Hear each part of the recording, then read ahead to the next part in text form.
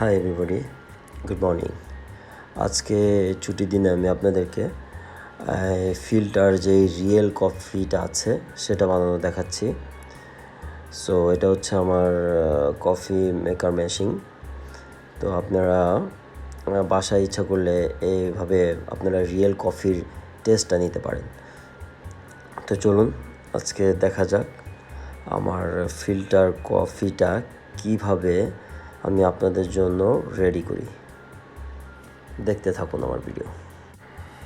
এখন যে কফিটা আমি বানাবো সেটা হচ্ছে অনেক অনেক ভালো একটা কফি, আর এটা খুবই স্ট্রংও হয়।